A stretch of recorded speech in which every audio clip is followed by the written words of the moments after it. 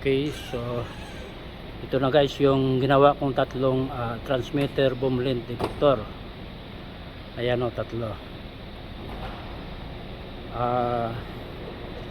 Itong transmitter boom length detector, ang function nito ay siya ang magpapatakbo ng ating telescopic sa loob ng boom cylinder.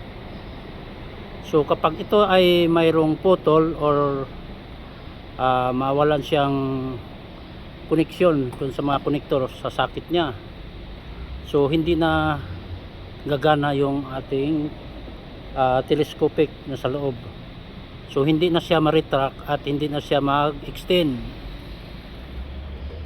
So yan ang kadalasan nasisira kapag ayaw na mag-retract yung ating boom, kasi ang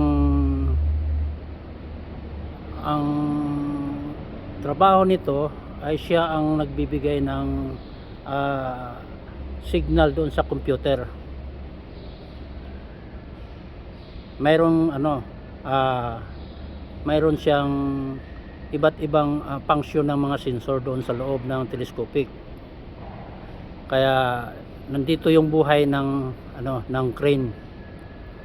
Pag ito ay nasira, magkaroon siya ng maputol yung wire, so hindi na magagana yung crane, hindi na siya ma-retract. So ganun lang ang function nito. Ito ay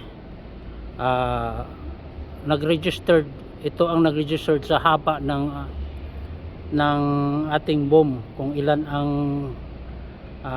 gusto mong palabasin. So marireading dito sa computer. So ganon ang trabaho nito ng ating boom transmitter boom length detector.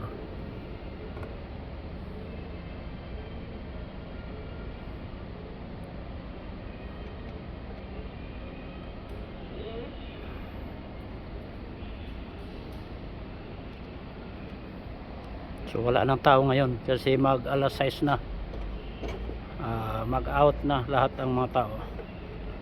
Okay, so hanggang dito na lang. Maraming salamat at bye bye.